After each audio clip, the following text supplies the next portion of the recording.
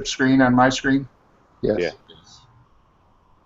All right, good afternoon, everyone, and welcome to Turf Chat 39. We're talking disease outlook for 2015. You know, it seems like it's feast or famine throughout the summer. We started off, especially in my area, completely dry April and May, and now the faucets don't want to turn off. Poor Texas is just getting hammered. These storms keep coming up through Texas, hitting the Midwest, and then coming across the country. I was talking to the guys in University of Tennessee yesterday, and they asked us to send some water down to us. But as we all know, as superintendents and turf managers, when there's water, heat, and humidity disease, it's just an incubation for diseases. So we've got a very special guest today, Dr. Joe Vargas, who's going to give us a little presentation on what he's hearing, what we should all be looking for right now. I was talking to Adam the other day. It looks like the forecast out by you all in Michigan doesn't look very promising through July 4th, a lot of heat and humidity. So we felt this was going to be a great turf chat. We're very happy to be partnering with the Michigan GCSAA Association and Adam. So I'm going to stop talking. I'm going to hand it over to Adam. We're going to have everybody introduce themselves, and we're going to start with about a 15 to 20-minute presentation and then a little solutions round table. So Adam, hand it over to you.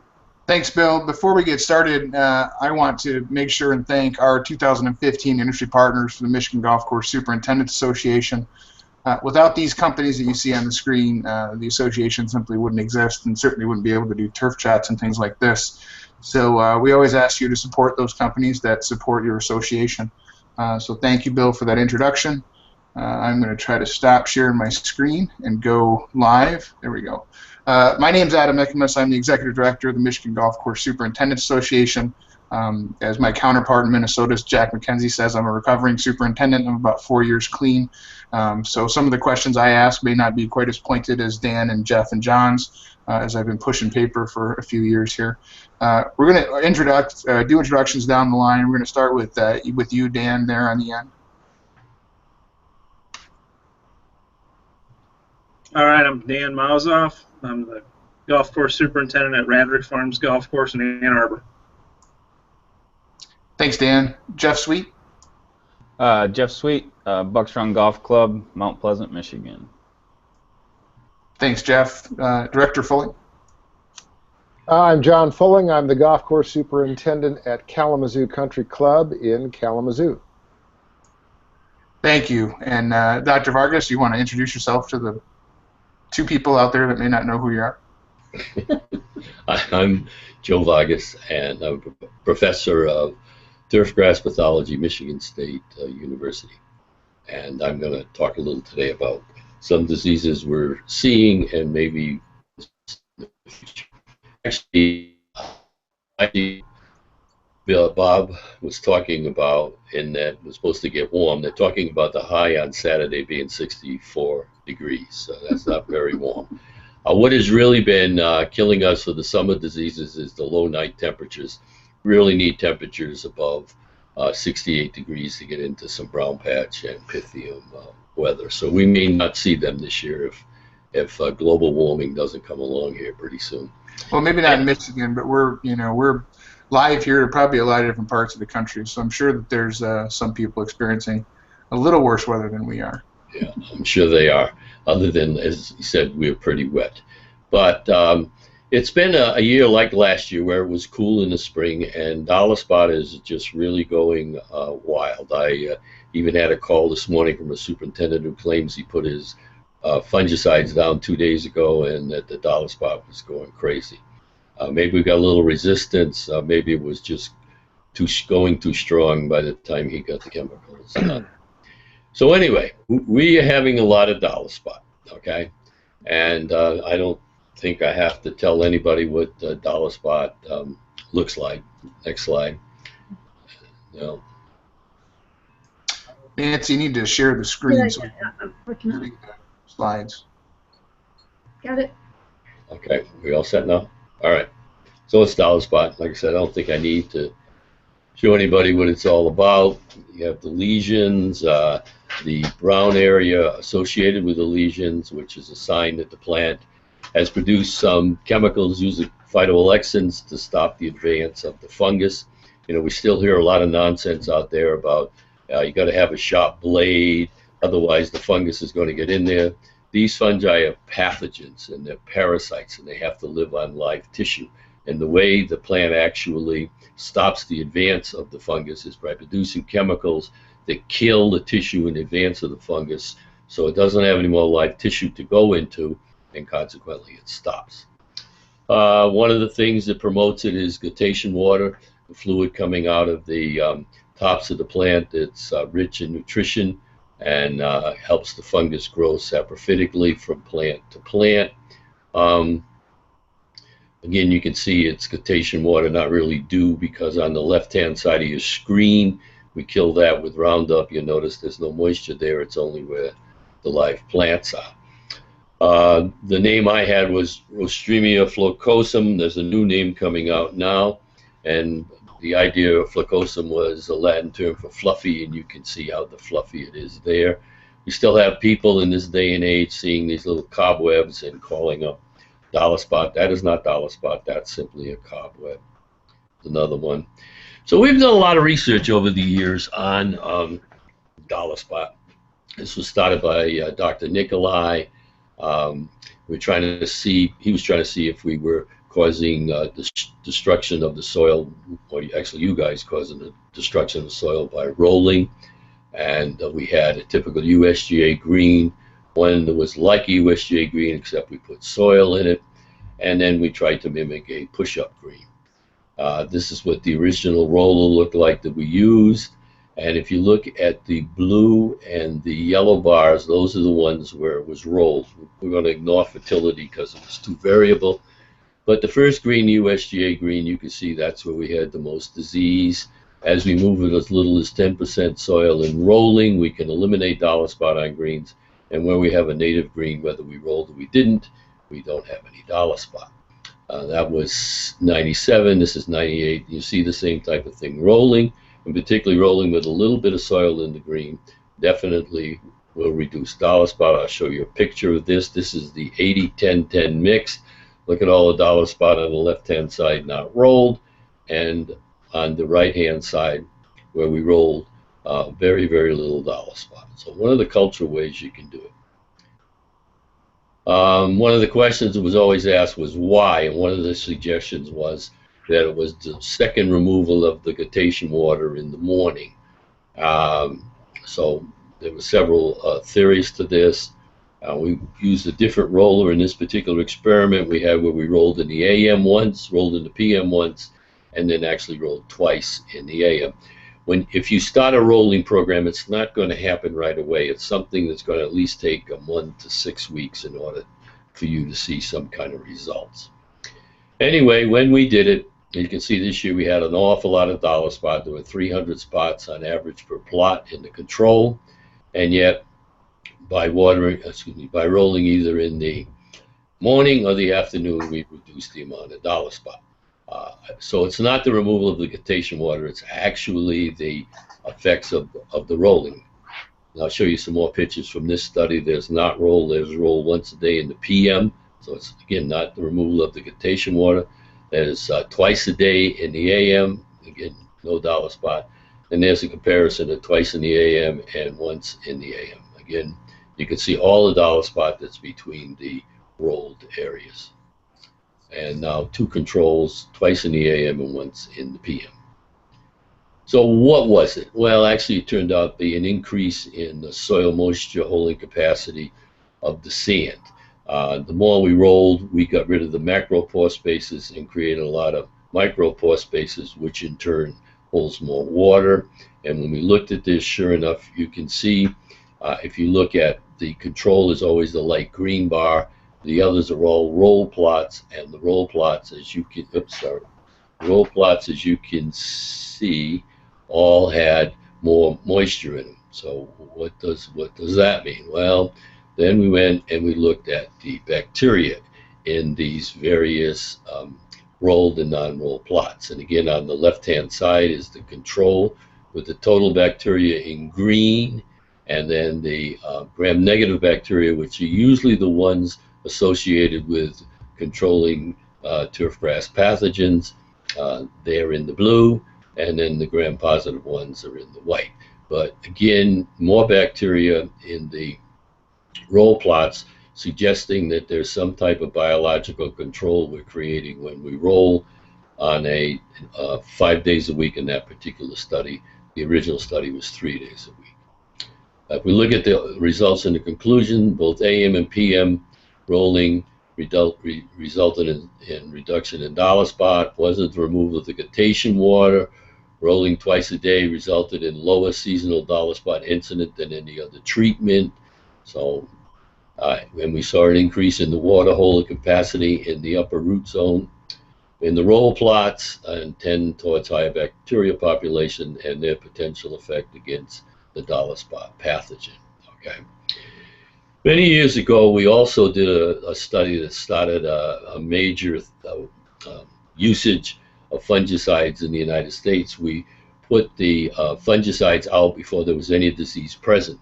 The dollar spot fungus doesn't produce any spores. It produces what's known as a stroma, which is a tight winding of mycelium, and that stroma has to gain size before it can control disease. And if you put an early spring application on when it's small, this is very scientific, but you kind of put a hurt on that stroma, and it takes it a lot longer to develop size again to where it can control disease. And pretty much we have found that 2 spring applications will give you control all the way until you hit the August period. Here's where the original study was done, Pendling's green, mode at 0.13, 4 reps, and we put on a half a pound of N a month. Here you can see the various treatments. Balaton 1 ounce either applied in April or May.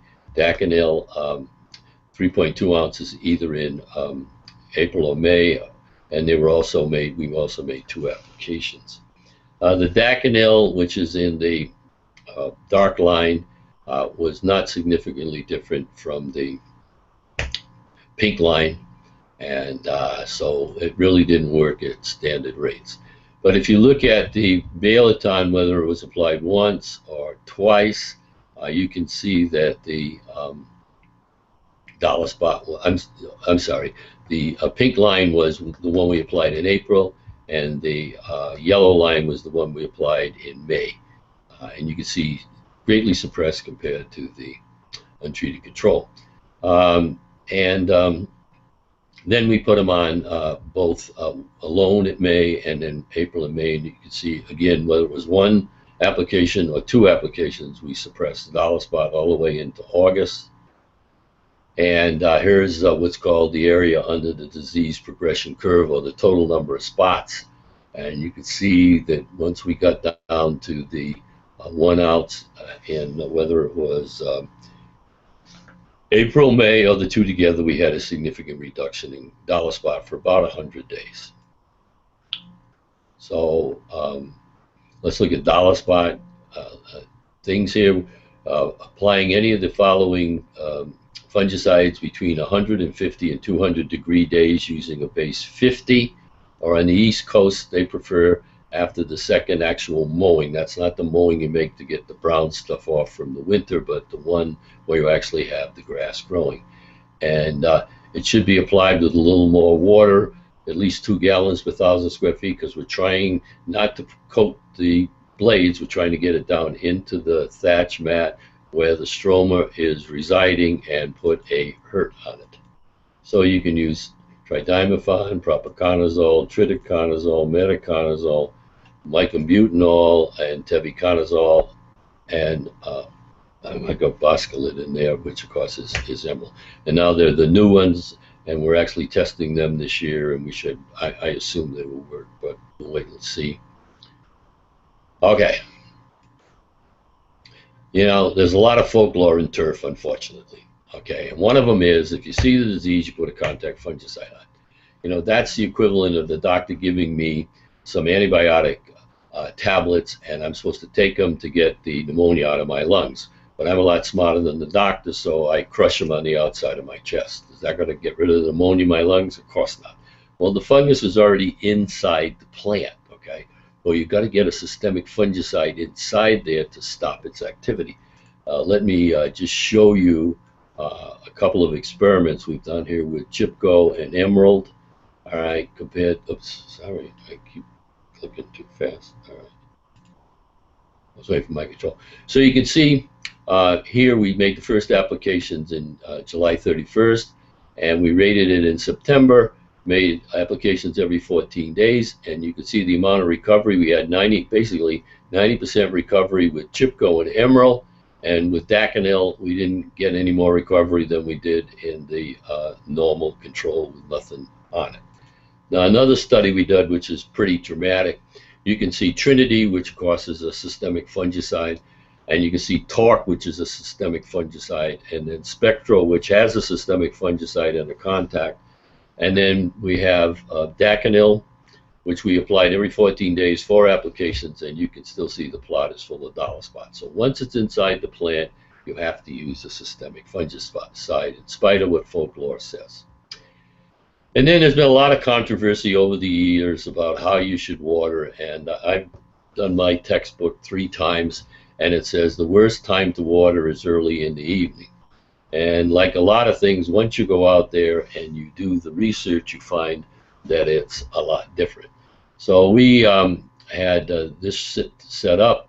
We had Declaration, which is a resistant dollar spot cultivar, 1WM, which is now Flagstick, that was developed here at Michigan State, a shameful plug for it. So if you're looking for a really good dollar spot resistant cultivar, Flagstick's it'd be available this fall.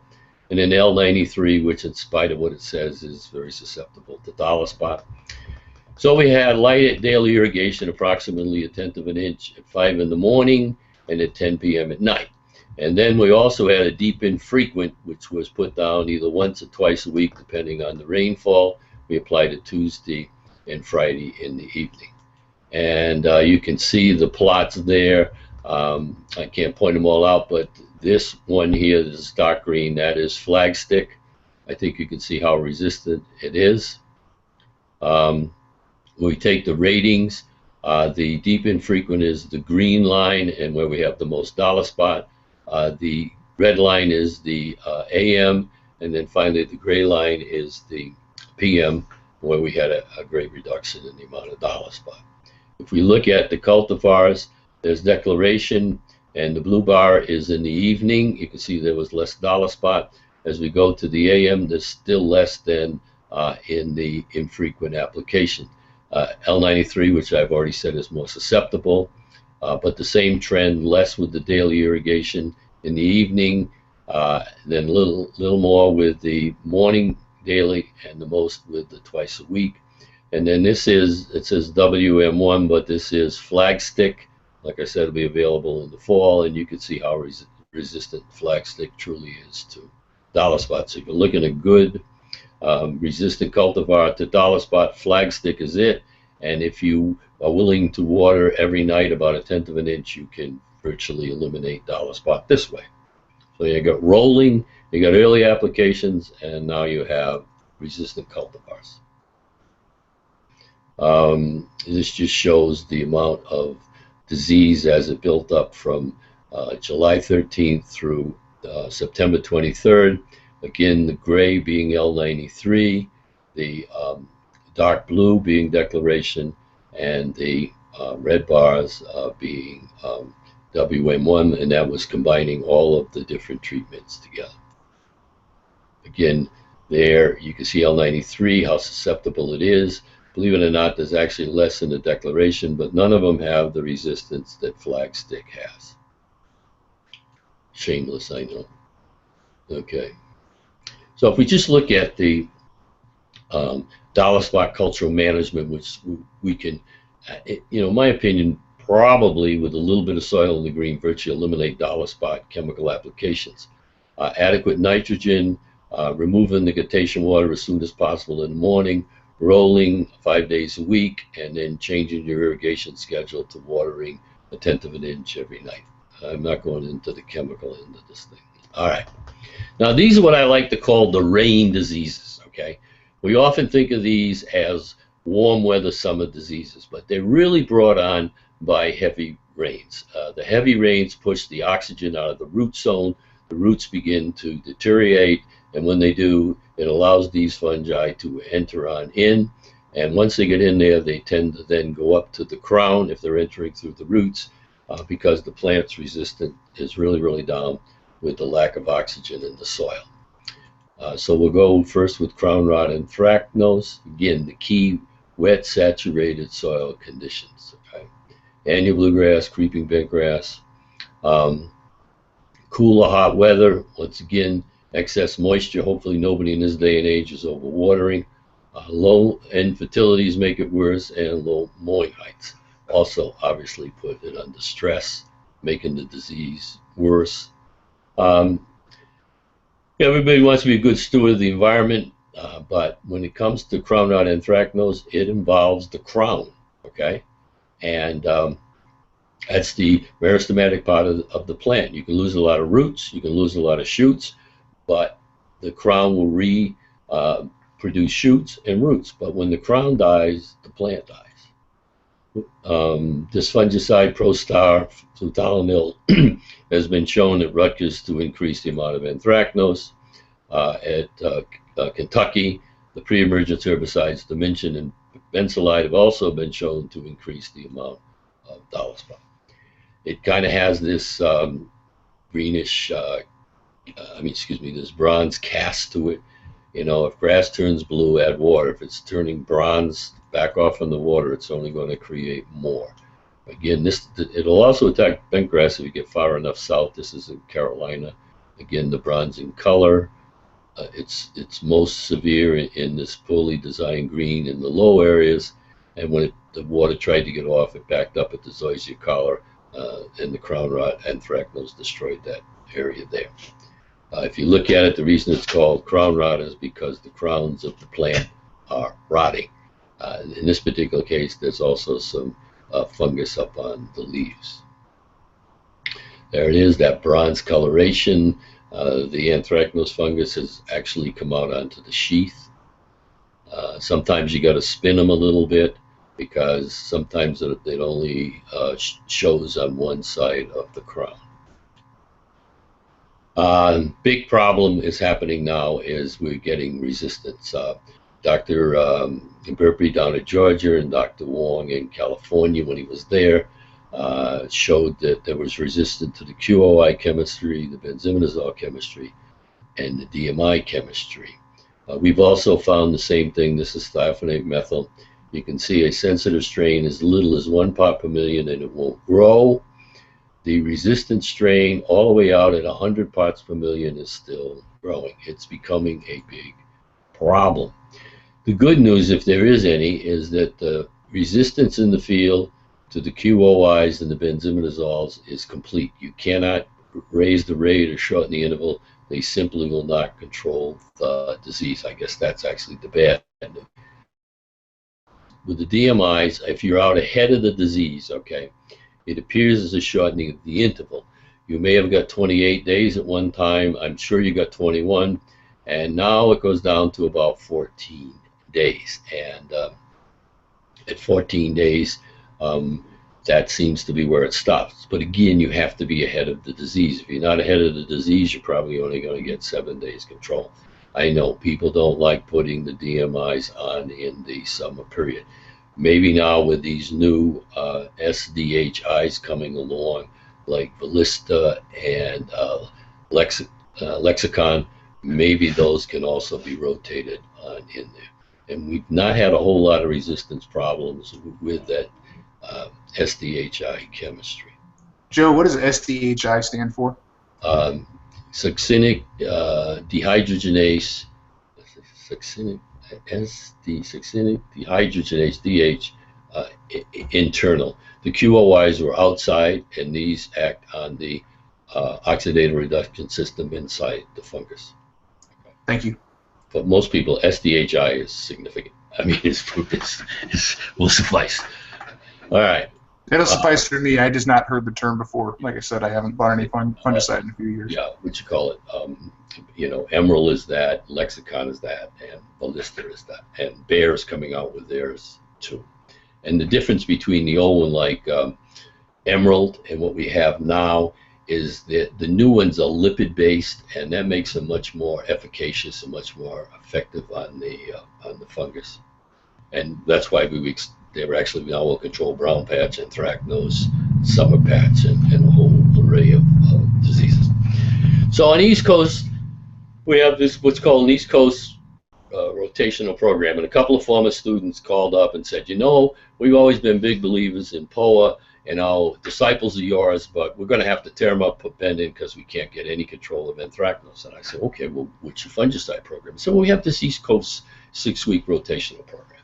So I said, okay, tell me what it is. So they said, well, we put diethylphonate methyl on. Well, we know we have widespread resistance of the anthracnose fungus to diethylphonate methyl. So I said, you got 2 weeks, no control. We know we got widespread resistance to the QOIs. We even have it here at the Turf Center, okay? 2 weeks, no control. Finally, you come in with a DMI. So 2 weeks out of 6, that's why you're getting, is all the control you're getting, which is why that rotational program is not working anymore. You either got to go, as I said, to every 2 weeks with the DMI, or you can try some of these new SDHI fungicides that I mentioned. So again, let's look at the cultural management. Avoid overwatering. Can't do much about the rain. You know, I know you don't want to lose green speed, but you can put 1/10 of a pound of nitrogen on a week and not lose green speed and help get control with anthracnose. And matter of fact, the fungicides don't work very well unless you do it. Sand top dressing kind of buries the crowns of the plant, so they're less close to the surface where they seem to get more disease. And then, again, that work was done at Rutgers, I'll give him credit, and my doctor, Bruce Clark, and the same thing with, he showed if you put proxy on and produce the seed heads followed by biweekly applications of Primo, you can also reduce it. And I should add something up there. He's also done rolling studies, and the rolling studies have also helped reduce the amount of crown rot and anthracnose. Okay, a lot of chemicals. The only thing I'm going to say is, you know, you can use diethylphonate methyl curatively and azoxystrobin curatively or preventatively. Problem is, we got an awful lot of resistance out there too. So, and the QOI still work well. Phosphatyl aluminum, particularly if you add it with Daconil, has been very effective if you start early enough in preventing anthracnose. And then a good foliar feeding program and chlorothalonil will also certainly reduce it down to where it's not a problem, if not totally eliminated. Again, you have to be out ahead of the disease. Okay? Oh, I lost the slide. Yeah, it'll pop up. Okay, so we have summer patch. It'll attack Kentucky bluegrass. It also attacks annual bluegrass. There you can see it on the green, close up on the green. You know, the fungus starts in the middle, and over a period of years, it keeps moving itself out. Again, in the fairway, you can see the summer patch. As I said earlier, it gets into the roots, eventually comes up to the crown and kills the plant. You really have to have the treatments on before you see any summer patch disease. And I would like to point out that studies we did many years ago, this line, the closer it is to the top line here called saturation, the more soil is saturated. We get the soil saturated, we have a big outbreak of anthracnose. Soil begins to dry out, summer patch. The soil begins to dry out, we have no summer patch. Again, the soil gets saturated, we have another explosion of summer patch. Can't do much about the rain, but if you're still deep and frequently watering your fairways, you're going to have a lot of summer patch. Again, maybe not showing up as clear as I would like it. There's still some light patches in here. This is a no fertilizer June, July, and August. Here is Rubigon with 1/2 pound June, July, and August. And notice no disease and nice, good-looking turf. Okay. Here we have Banner, and again, no fertilizer. You can see that the disease occurred, and now we got crabgrass coming in where the pathogen was. And then we put it on with 1/2 pound of N June, 1/2 pound July, 1/2 pound August, and we get excellent looking turf. And here's Balaton the same way, as long as you put it on with the nitrogen. So again, like with anthracnose, it's not only the fungicide, it's the fungicide plus adequate fertility. And from a different study, there is the untreated, unfertilized control. Summer patch management. Again, you can apply it 65 degrees, 2-inch depth for about 3 days. Between 1 and 4 in the afternoon, try dimethon and Varaclostrogan seem to work very well. You need to make 3 applications after that at 30-day intervals. The rest of these compounds work very well at 75 degrees, and the only advantage you have is that after that, all you really have to do is make 2 more applications. Okay? So, again, adequate fertility, around 1/2 pound of N per 1,000 square feet per month. If you don't do it, you're not going to be happy with your fungicide. And again, get away from that deep infrequent irrigation. Okay, take-all patch, Commonomyces graminis, cool wet weather, and right now we have an explosion of take-all patch out on our plots here at Michigan State. It's certainly not hot, but once again we've had all of that wet weather, and that's what brings on Anthracnose, that's what brings on summer patch, and that's what brings on the take-all patch. There's a picture of it in a young green.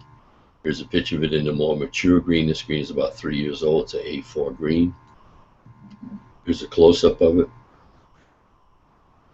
We had this study done here at Michigan State called the sloping green, and the idea was normally you have 12 inches of soil or sand actually between the top and the bottom. Even if you have a mound that's still 12 inches, the idea was to only have 8 inches and see if you could, therefore the mound would not dry out as quick, and that we did that, and sure enough the mound did not dry out quicker, but it was only 8 inches of soil. And then down here we had 18 inches to make up for the water that was going to flow down the hill. And in the sand green, even though there's a lot of take-all, it's not as bad as the sand peat or the sand with soil combination. We took readings. The sand by itself, which would drain the most, at 22%. The sand peat, which would drain the least most after that, had 57%, and the soil, of course, which did not drain very quickly at all, and we had 80% of the green covered with take-all patch, and that's as much as I've ever seen. Back to the same principle again. If you're going to flood that zone and push the oxygen out, you're going to have a lot of take-all patch. Okay. And there's all this stuff about you got to lower the pH. You can't lower the pH of the soil in most of the Midwest because they're simply too high. You just can't put on enough, whether it's sulfur or ammonium sulfate, to get it down. Anyway, here's a study we did. Yeah, ammonium sulfate is supposed to lower the pH. Doesn't do much in the Midwest here. Sulfur-coated urea really doesn't lower the pH, but people think it does with the sulfur in there. And IBDU, which does not lower the pH at all, and there was no disease. So in my opinion, it's not a matter of lowering the pH, it's a matter of actually putting nitrogen on it. Okay? And here's another study. Now this is the percent recovery, where before you were looking at the percent disease. So with Heritage, May, June, 2 apps, we got 88% recovery. With Syntec, which is a thiophanate methyl product, applied every 14 days, again, we had 86% recovery. With just 1/2 pound of urea, again, a product that's not a pH reducer, okay, every 14 days, and we had just as good a control of the take-all patch without fungicides, just simply keeping the amount of nitrogen up. I know there's folklore out there that says, you know, you can't put too much nitrogen on because the creeping bent grass will go to annual bluegrass. Well, people haven't been putting on a lot of nitrogen, and creeping bent grass still goes to annual bluegrass. What's the definition of insanity? Doing the same thing over and over again and expecting a different outcome. Maybe if you keep the grass healthy, maybe it can compete with POA annual. And then in the control, we actually had a 7% recovery throughout the system. And this is comes out of the book, out of my professional association, the American Phytopathological Society. And this is the chart they use to show that pH is what is important in reducing take-all patch. And you can see in the thatch that the urea was just as effective at reducing the pH as these two pH reducers had the same pH as the untreated control. So I ask you, is it fertility, or is it just simply applying nitrogen? And I think the answer is simply applying nitrogen. Then in the soil, yeah, these two reduce the pH of the soil. Remember, we're starting with a low pH soil to start with. But urea at 6.5 was not significantly different than the untreated control. They both got A's behind them. And it also reduced the amount of takeout pads. So it's not a matter of reducing pH, it's a matter of actually putting some nitrogen out there. So now we look at takeout pads, and I said, is it pH reduction or just nitrogen fertility? Believe me, it's just nitrogen fertility. We look at takeout patch management, adequate nitrogen fertility, and there's good work again out of Rutgers by Dr. Clark showing that manganese also will help control takeout patch. We have a lot of chemicals, but you choose the chemicals if you want. What do all the rain diseases have in common? Okay. So all the rain diseases are brought about, and those rain diseases again are crown rot, anthracnose, summit patch, and takeout patch, all brought about by saturated soils. The severity of all of them is reduced by nitrogen, and for successful control with the fungicides, you need to have adequate nitrogen, otherwise the fungicides are not going to work. I think I rambled through that at about, went longer. Okay, I went longer. All right, shoot me. No. Okay, questions? Nobody's got a question. I was that good, huh? I've got a question on a disease you didn't touch, but the last 2 years, coming out of winter when there's still snow on the fairways, melting and it's soggy and wet, microdocium has been the most aggressive I've seen it, and it's had in the last 2 years where it acts almost as quickly and ferociously as Pythium, and it just kills the plant. Are you seeing anything like that, or is there a better? Are we doing something wrong in the fall with our fall sprays? I don't know. It's just as bad as I've seen in the last 2 years. Yeah, I agree with you. I've also seen a lot of it, and I'm guessing now. Okay, I think again we're starting to see a little bit of resistance out there, and the strains that are surviving are a lot more aggressive. But we've had those kind of springs where it seems to forever stay cool and wet, and that's what that particular pathogen likes. And it really, in spite of being quote unquote a snow mold, its favorite temperatures are in the 60s. So when you get a nice day in the 60s and rain, you're going to have a lot of it. If we ever get a dry spring, you probably won't see it, but as long as it's going to have wet springs, you're going to have to go out there and treat for it. And I agree, it's a lot like Pythium. It even streaks like Pythium, as you know, if you run the mower through it. Yeah. Next question.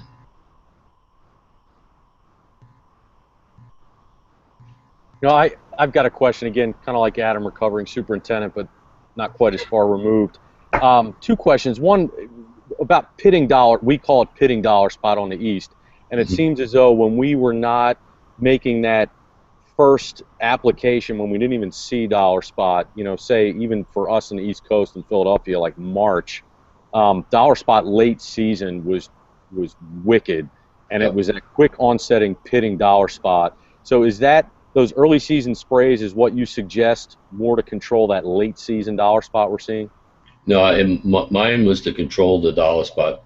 The studies we did control the dollar spot basically from April through the first part of August, and not that one in October. Yeah, the one that comes in October in our area is very vicious, and it takes the plants right down to the ground. And this is my guess again, but we have, even though it's all called dollar spot, we have what's called vegetative compatibility groups, okay, or VCGs, and there's 9 different ones we've identified. And that new one that was never here before in the fall, I think it's because we have probably suppressed with the fungicide some of the other VCG groups, and it has allowed this one to become more dominant in the population, and it obviously likes cold temperatures, and that's why you're seeing it in October. I think it's part of the resistance problem. Okay. Hey, Doctor, the SDHIs, the new fungicide class, even though they're more effective, are those still single site mode of action or chemistries? Are they, so there's still the potential for the resistance in the new stuff as well? Yeah, there's potential. They fall in a category of chemistry called the carbamates, and we've had emerald out there now. What do we say, 10 or 12 years? Okay, and we've not seen resistance to dollar spot. Now I've heard, well, there's a case here and there's another case over there, but the two cases all I've ever heard about, and I have no idea how many applications they may have made. Okay, can you hear me still? Yeah. Okay, and so being in that class of chemistry, I don't know. Maybe we won't have a resistance problem. We certainly didn't with the emerald. As you know, you can still use it, still lasts as long. So it's in the same class. So maybe, let's hope. Believe me, let's hope it. Yeah, we've been seeing that more and more here on fairways and tees, where we, on the greens it's contact and then the fertility weekly, but where we spray the systemic products, we're seeing that more and more, and it's exactly like you explained. We used to be able to get 28, 32 days, and then it was kind of 21, and now we can't believe that 18 days later we're starting to see things again, and so we're trying to have to switch things up, mostly dollar spot this year. Yeah, that seems to be the biggest problem. And again, I can just suggest that you try to maybe put those other chemicals in there, or save them for the day that the DMI chemistry doesn't work at all. What about, are you seeing much, regular anthracnose this year? I'm stuttering. In spite of the fact that it's normally only occurs when it's really hot, on our inoculated plots, we're seeing it on the foliage as well, and it's been relatively cool. So I don't know if it's changing or what's going on, but surprisingly enough, yes. Have you seen it? Not here yet, but I was in Chicago, where it's much wetter and a little warmer, and quite a bit of anthracnose showing up there. And then you get south of here, it's funny, we're in the 68, 75 range here, and I'm telling you, you get an hour and a half south of here, and it's 90. It's really? Oh my goodness. Crazy. Oh yeah, Tennessee right now is 105. Heat index. So there's a huge variation as you go just a couple hours south. Yeah, they're probably getting a lot of it, though. Yeah. Okay, other questions? Yeah, I can keep going. I'll go all day if you want. John, hang on just a second. Joe, on your screen, there should be something that says "Stop Sharing Screen," like maybe near the top, because all we can see is your slides, and we can't see you. Yeah.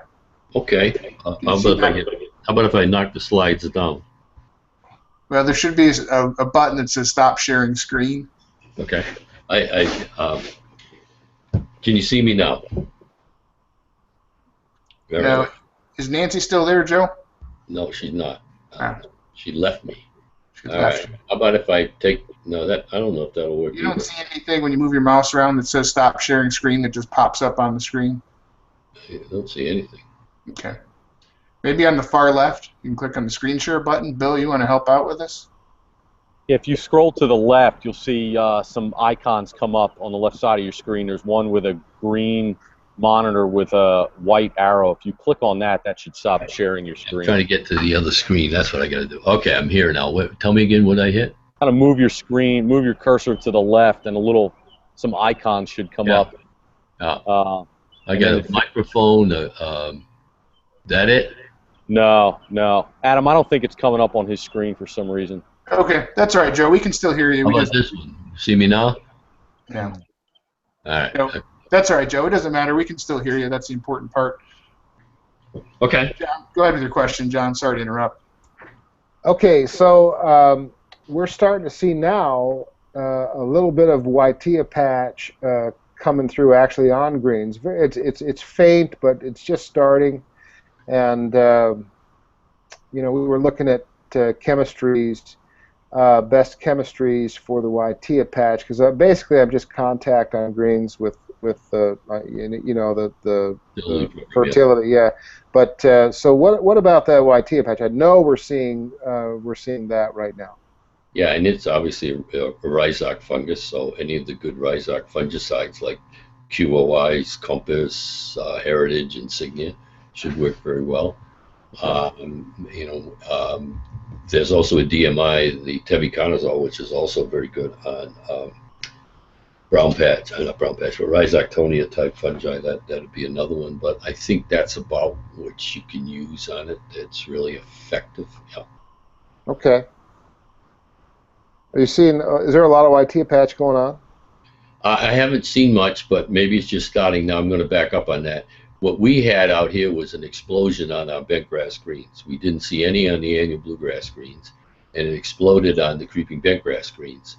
And for many years I questioned. Some people still want to call it brown ring because that's where it was identified in Japan. And Japan pretty much has creeping bentgrass greens. They have zoysia greens too. And sure enough, when it came on all our greens this spring, it's brown. It makes brown rings. The opposite of what you see on annual bluegrass, where you get yellow rings. And I still think Whitea patch is a better term, because if you start calling it brown ring, and the guy calls up and goes, "What are you, colorblind?" I just told you I got yellow rings on my green. So yeah. Anyway, yes. Okay. Nancy's here. Maybe she can. They can't see me. Maybe. Oh, sorry. She's going to give it a trial here. Nancy, we just need to stop the screen share. Okay. Hang on one sec. Sorry. I guess while they're working on that, I guess John, Jeff, and Dan, I guess a question for more the general audience here. What are you guys hearing? I'm not seeing a whole lot on Twitter right now. In our area, it's been quite a bit. Annual bluegrass weevil has just crushed Philadelphia and north this year for some reason. What are you guys hearing out there, if anything, in terms of diseases? Are guys struggling with anything in particular? Nothing really yet? What are you hearing? With disease? Yes. I think disease right now, the only thing that everybody's struggling with is dollar spot right now. And we're not even really thinking about anything other than dollar spot right now. It's pretty, but it is pretty rampant. I mean, it's amazing. You come out here and we're pretty on top of it, and you can still see dollar spot in fairways. It's a good dollar spot year right now. Yeah, I agree, and I would add. I do a little consulting out east, and that annual bluegrass weevil. I'm telling you, that's something to see, and I think we ought to rename it anyway, because I've seen a couple of bentgrass golf courses that just got almost destroyed last year with the quote-unquote annual bluegrass weevil. Yeah. And it seems to be becoming resistant to about everything you're putting on it. Yeah, I had golf course I was at in 2006. We had sand base bentgrass tees, and I was getting crushed in, I want to say, July. And I had Steve McDonald come out. I said, "What is going on here? I just can't figure this out." I didn't have weevils anywhere on the golf course. And he cut around, and it was just loaded with weevils in sand and on bentgrass. So, and that was in 2006, and that's exactly what guys are seeing right now. We initially thought it was that they had missed the timing because it was much colder this year, and the guys were kind of going by their calendar instead of degree days. But that's just not the case. No matter whatever they do, is just nothing seems to hold them back at all this year. Yeah, I agree. They're becoming very aggressive and resistant to a lot of the chemistry that's out there. I heard that now they're moving across the country. I had heard that they're even as far as Ohio at this point. Are there any in Michigan that we know of? No, so far. But Smitley's doing a survey this year. All the turf samples I get, I'm giving to him, and he's going to check them out for the annual bluegrass weevil. But as far as I know, it's still in eastern Ohio. I don't know of any course I've heard of other than maybe 50 miles in on eastern Ohio. But keeps crossing. You know, maybe it'll wait until you and I retire, and it'll come in because their bug is to control.